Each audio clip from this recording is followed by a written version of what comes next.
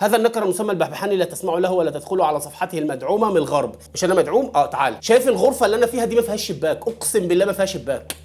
حسبي الله ونعم الوكيل فيك يا ابن ده الدين اللي اتعلمته من الازهر اللي انت كاتب اسمه جنب اسمك؟ ده الدين اللي الساده الاشعريه قالوا لك عليه؟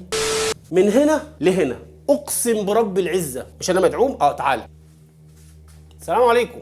هلم الليله واجي لك تاني ندردش مع بعض شويه. نمسك التليفون بس عشان هنقول لكم اللي حصل. لو انا نزلت منشور لضريح الامام الشافعي، في حد هيقول لي ايه ده؟ معقول الامام الشافعي له ضريح؟ لما عملت فيديو من كام سنه ان الصوفيه عامله ضريح للامام الشافعي وبتروح تاخد منه البركه وبتاع، مع ان الامام الشافعي نفسه كره ان الانسان يعظم ويتبنى على قبره مسجدا مخافه عليه وعلى الناس اللي بعده. لكن محدش من الصوفيه يومها قال لي الامام الشافعي بريء من التصوف، محدش قال لي انت كده غلطت في الامام الشافعي، انت ازاي تعرض بيه في فيديو زي كده. محدش قال لي كده. كل اللي كان بيتكلم كان بيدافع عن التصوف، او اللي بيحب الامام الشافعي خلاص ذم التصوف وعارف ان الافعال دي افعال صوفيه، الامام الشافعي مالوش علاقه بيها. من كام يوم، من فتره، مش من كام يوم يعني، ما اعرفش الفيديو ده هينزل امتى، لقيت خبر ان ضريح الشيخ الشعراوي عليه رحمه الله غرق من مياه الصرف الصحي، فاتامر بترميمه. وعلى فكره الشارع كله، مش الضريح بس، يعني هو في منطقه، في عماره في دور ارضي معمول له ضريح ومزار وبيتعمل مولد وبتاع. وبيقولوا ان الشيخ الشعراوي نفسه وصى قبل ما يموت ان هو ما يتعملوش ضريح ولا يتعمل له الكلام ده كله، لكن حد هو اللي خالف الوصيه. سمعت فيديو تقريبا عن الموضوع ده من كام سنه. فانا نزلت منشور زي ما عملت مع الامام الشافعي، قلت ان الميت ما قدرش ينفع نفسه، فانت ازاي تطلب منه المدد؟ العاقل هيفهم من الكلام ان انا ماليش علاقه بالشيخ، يعني انا ماليش علاقه بالشيخ، وان كان الشيخ كان بيقول بجواز طلب المدد من الاموات، بس انا بتكلم في المنشور نفسه، بوجه كلامي للشيخ نفسه. هل دي اساءه للشيخ؟ ابدا. يعني الشيخ اللي ميت ان كان هو ولا غيره ولا اي حد من الصالحين ما يقدرش ينفع نفسه، بل استعان بعربيه المجاري عشان تشيل الحاجات دي. خد بقى عندك التعليقات. ده من اهل السنه، بعضهم من اهل السنه. انا هلغي المتابعه؟ انت ازاي تتكلم على الشيخ الشعراوي يا جدعان؟ ما هو مش معصوم، والله الشيخ الشعراوي عليه رحمه الله مش معصوم. يعني هي الحاجه الحلوه اللي كانت في الشيخ الشعراوي انه ما كانش تابع طريقه، هو كان بيفتي لبعض المتصوفه في موضوع الموالد، في موضوع طلب المدد، في موضوع بناء القبر، وضع قبر داخل مسجد او بناء مسجد على قبر او الكلام ده كله، كان بيوافق الصوفيه في الكلام ده. لكن لا كان بيخش حضره وهشك بشك وبتاع ومش عارف ايه، ما اتكلمتش عنه. انا بتكلم على اللي بيطلب المدد من الاموات ويعتقد فيه نفع وضر. فانا بقول لك ان الميت ما نفعش نفسه، هينفعك ازاي؟ ما نفعكش. خد بقى تكفير، شتايم بالام والاب والاخت والخال والجد والمتابعين واللي بيشوفوك واللي هيعمل لايك واللي هيكتب تعليق واللي بيتفرج عليا دلوقتي واللي هيتفرج عليا بكره. سب يعني جابوه سب للجدود. يعني المنشور على الفيسبوك، يبقى خش على الفيسبوك كده وفي ناس امسح المنشور، انت كده بتعرض بالشيخ. يعني انا بتهيألي لو كنت عملت فيديو عن الامام البخاري ان هم مثلا عملوا له ضريح وكده، محدش كان هيقول الكلام ده، بيتهيألي يعني. فانا مش عارف يعني عندكم هل في تمييز بين فلان وفلان؟ هل الشيخ الشعراوي افضل من الامام الشافعي؟ مستحيل. والتفضيل ده يعني مفيش مقارنه اصلا، بس التفضيل ده ما ينتقص من فلان. يعني لما اقول لك الامام الشافعي افضل ولا ابن باز ولا الالباني ولا الشيخ الحويني ولا الشيخ مصطفى العدوي ولا فلان الفلاني، الامام الشافعي افضل. فلما التفضيل ده نقص من قدر الناس دي، لا. فانت ازاي يعني؟ هو اللي بيفهم بصعوبه يا جماعه مش مشكلتي، دي مش مشكلتي. لو في حد في التعليقات مثلا قال كلام كفري، انا مسؤول عنه؟ انا مالي، انا مسؤول على اللي بقوله. لو في حد مثلا واحد شيعي زي ما بيقولوا يقوم قايل لك انت بسببك تركت الاسلام، فهل انا ليا ذنب؟ ابدا، ماليش دعوه، ما تسيبه. والله لو كفر اهل الارض كلهم مش هيضر الله في شيء. انا بنصحك لله، بجيب لك الدليل وبقول لك قال الله وقال الرسول بس صلى الله عليه وسلم.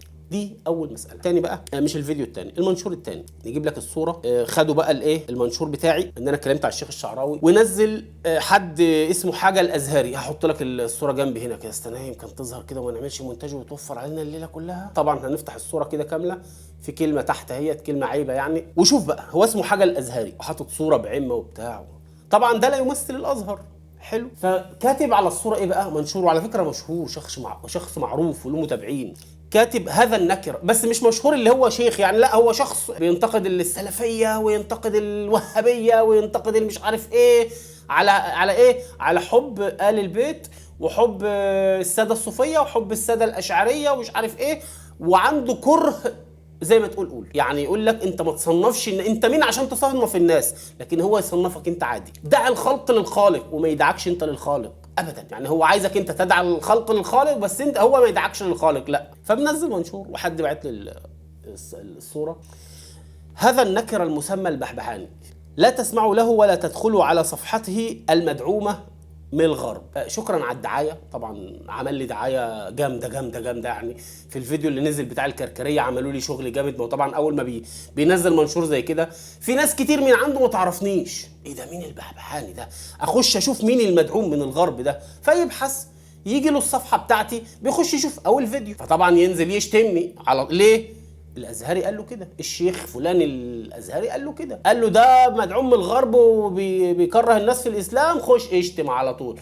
مع ان دول ممكن يكون ضد الطريقه الكركريه، لكن لا معلش انت احنا بنكرهوك، احنا ما بنحبكش، ليه؟ الشيخ بتاعنا قال لنا كده. هذا النكر المسمى البحبحاني لا تسمعوا له ولا تدخلوا على صفحته المدعومه من الغرب لتشويه الاسلام، زي الفيديو اللي قبل كده كان بيقول لك البحبحاني مدعوم لتشويه الاسلام. فلما قلت له هي الصوفيه اصلا والاشعريه مش موجوده كلمه تصوف ولا اشعريه في القران والسنه، فلو طعنت فيهم مفيش، انا بتبع الدليل. هات لي دليل على العباده دي. عليكم بسنتي وسنه الخلفاء الراشدين المهديين من بعد يعضوا عليها بالنواجذ، ده قول النبي صلى الله عليه وسلم. وما اتاكم الرسول فخذوه وما نهاكم عنه فانتهوا، ده ايه قرانيه. اللي عمله النبي اعمل زيه، ما عملوش اسكت. عبادتك دي جايه منين؟ يقول لك المنع، الترك لا يعني التحريم، الترك الرسول ما عملهاش فده لا يعني التحريم. طيب الاغاني عند الاشعريه والصوفيه حلال، الموسيقى الهشك بشك حلال، وقراءه القران عادي تقرا قران. هل يجوز؟ النبي صلى الله عليه وسلم عمره ما قرأ القران مع الطبل، ترك. وعندكم الاثنين حلال، يجوز انك تقرا قران ويجوز انك تسمع اغاني واناشيد، صح، بالموسيقى، لان الموسيقى عندكم حلال. هل يجوز سماع القرآن مع الموسيقى؟ عملوها قبل كده في مولد. فالترك لا يعني التحريم في الحاجات الدنيوية، لكن في الحاجات الدينية الاتباع. ما أنا عليه وأصحابي. النبي صلى الله عليه وسلم لما قال في حديث الفرقة الناجية، 3 فرق أمتي على 73 فرقة كلها في النار إلا واحدة، قالوا ما هي يا رسول الله؟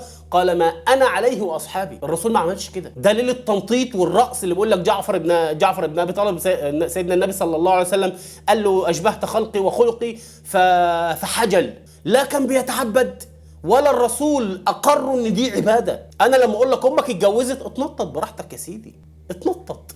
هل جعفر بن ابي طالب عمل طريقه وسميها الطريقه الجعفريه وبدا يتنطط كل يوم؟ الرسول اقرنا على كده يا عم. مين من بعدهم عمل كده؟ مفيش. لا معلش، هذا النكره اللي بيقول قال الله وقال الرسول، هذا النكره اللي بيطالبنا بالدليل، هذا النكره اللي بيتكلم في اسيادنا اهو. هذا النكر المسمى البحبحاني لا تسمعوا له ولا تدخلوا على صفحته المدعومه من الغرب.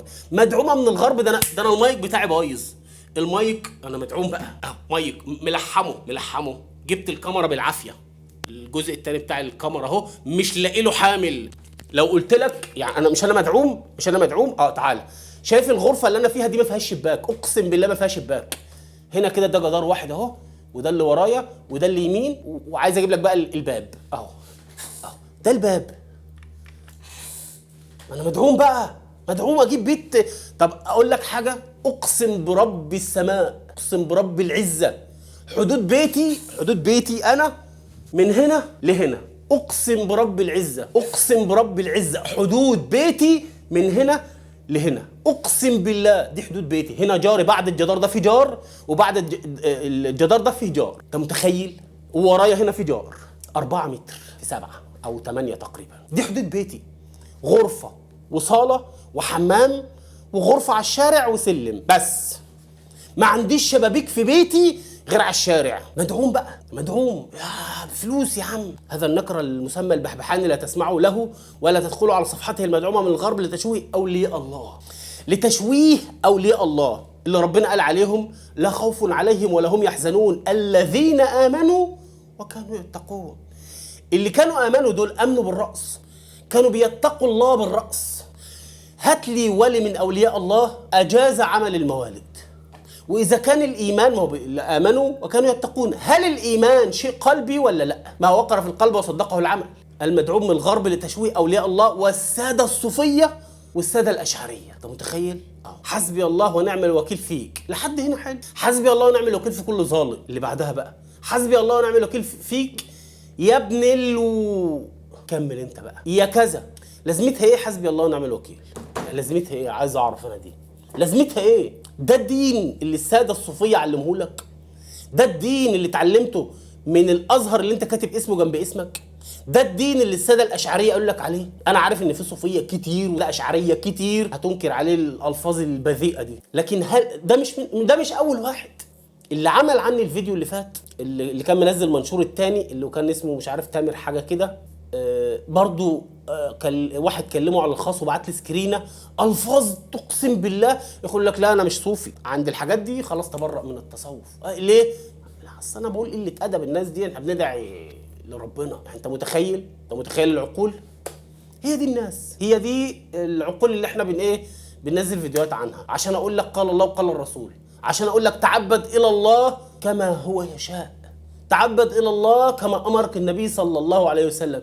هل لو انت تعبدت الى الله كما فعل النبي هل هتاخد ذنب؟ بل لو يعني مثلا لو انا صليت الظهر 5 ركعات ربنا هيعاقبني عشان بصلي له؟ لا، هو مش هيعاقبك عشان انت بتصلي له، هو بيعاقبك عشان انت خالفت اوامره. وما اتاكم الرسول فخذوه وما نهاكم عنه فانتهوا. قال لك 4 يبقى 4، قال لك 3 يبقى 3. هو ده الاتباع. الابتداع هو احداث شيء جديد في الدين، حاجه ما حدش عملها قبل كده. عارف ان حد هيخش في التعليقات برضه زي كل مره، سيدنا عمر اخترع صلاه التراويح مع ان النبي صلى الله عليه وسلم صلاها وتركها مخافة انها تفرض علينا. والصحابي اللي جمع الناس عليها جمعهم لان ده فعل عمله النبي صلى الله عليه وسلم، يعني ما اخترعش حاجة من الدين.